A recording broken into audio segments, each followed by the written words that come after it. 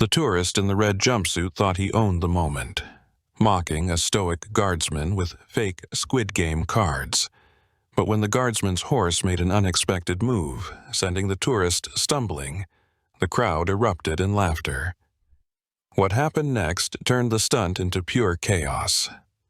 Let's begin. But before we dive into this incredible story, make sure to hit that subscribe button and turn on the notification bell. We share the untold stories, secrets, and traditions of the British Guards every day. And trust me, you don't want to miss what's coming next. It was just another morning at Buckingham Palace.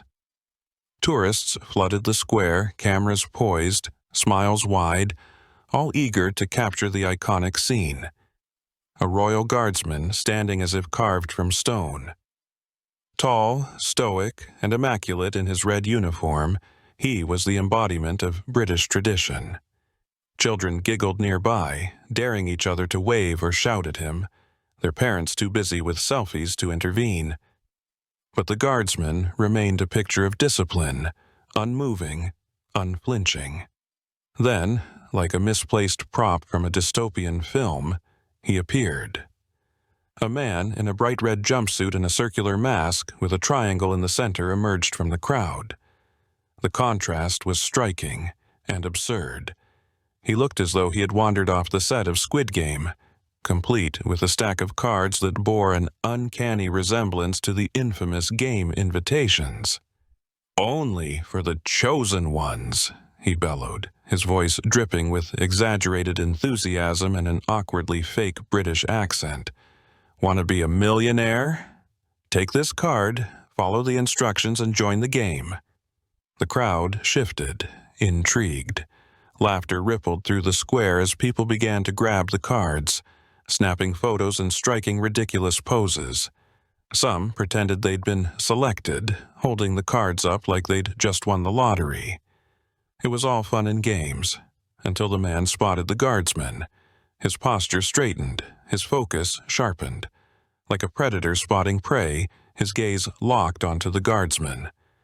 The playful demeanor gave way to something more intense, almost competitive. The crowd noticed, too, and a low hum of anticipation rippled through the air. Here it comes, you thought, watching the scene unfold. Another tourist with a misplaced sense of entitlement, ready to make himself the star of a moment he didn't deserve. The man marched toward the guardsman, waving one of his cards like it was a golden ticket. "Ah, here we go. You, my friend, are perfect," he announced, his voice dripping with mock sincerity. "You've got the stoic thing down. You're exactly what this game needs, a champion." The guardsman didn't flinch, not even a blink. But the man in red wasn't discouraged. If anything, the silence fueled him. The man in the red jumpsuit strode toward the guardsman with the confidence of someone who believed the world revolved around him. In one hand, he clutched a card like it was a golden ticket. In the other, a shiny gold pen that gleamed obnoxiously in the morning sun. He stopped mere inches from the guardsman, tilted his head theatrically, and performed an exaggerated bow that would have embarrassed a pantomime actor. "This is your chance, my friend," he said, dropping his voice into a conspiratorial whisper that was anything but subtle.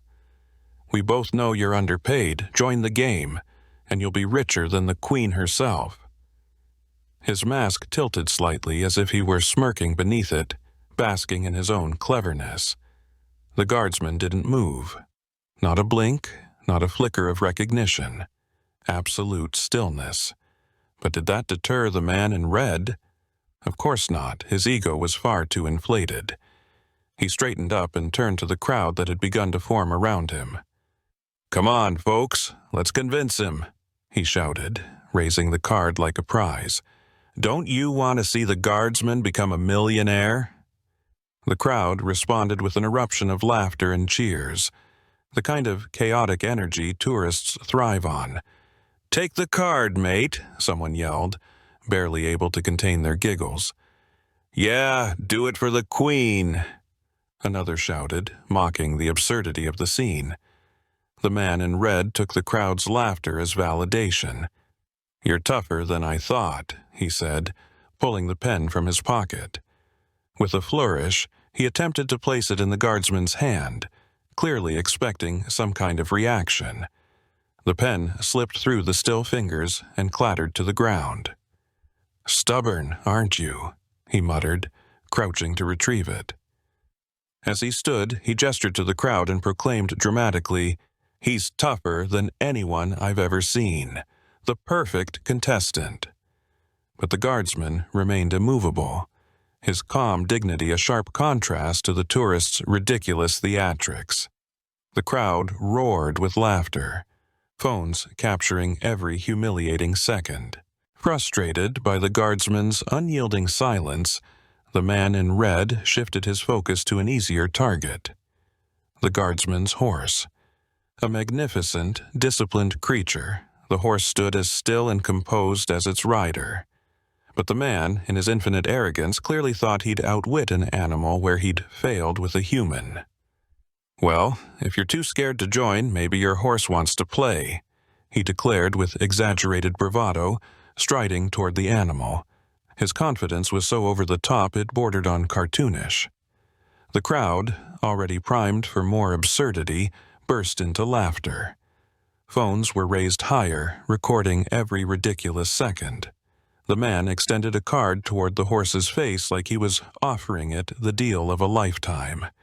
"You're a natural competitor," he said, his tone dripping with mock admiration. "Strength, poise, unbeatable endurance, you'd win this game in no time." The horse, unimpressed, snorted loudly and shook its head, sending the card fluttering to the ground. The crowd roared with laughter. One woman doubled over, gasping. "Even the horse thinks he's a joke." Another yelled, "Smart animal, smarter than him at least." But the man in red wasn't about to let an animal outshine him. "Oh, come on," he exclaimed, grabbing another card from his dwindling stack. This time, he stepped even closer, waving the card in front of the horse like it was some irresistible treasure. What happened next was perfection. The horse, perhaps tired of the nonsense, took a deliberate step forward and nudged the man with its nose. It wasn't an aggressive move, just firm enough to send him stumbling back. His mask nearly slipped off, and for a split second, the maskless truth of his embarrassment was on full display. The crowd exploded into hysterics. "That's what you get," someone shouted, while another quipped, "The horse has better comedic timing than you." Flustered but desperate to save face, the man threw his arms up dramatically. "It's all part of the game," he bellowed, but his voice cracked ever so slightly, betraying his discomfort. And yet, the guardsman didn't even glance at the commotion. His silence was the ultimate condemnation of the entire spectacle. The laughter grew louder as tourists began to examine the cards. One sharp-eyed individual called out, "Wait a second, these aren't invitations. They're just ads for his TikTok and Instagram." The crowd exploded into jeers and cheers. People started tossing the cards back at him. Embarrassed, but still trying to salvage the situation, the man shouted, "This is art. I'm inspiring you all." At that moment, a police officer arrived. Calmly, he approached the man and said, "Sir, you're causing a disturbance. I'm going to have to ask you to leave." The man in red tried to protest, his voice rising in desperation. "I'm just trying to make people smile. It's harmless fun." But the officer didn't buy it. Taking the man gently by the arm, he led him away from the palace gates.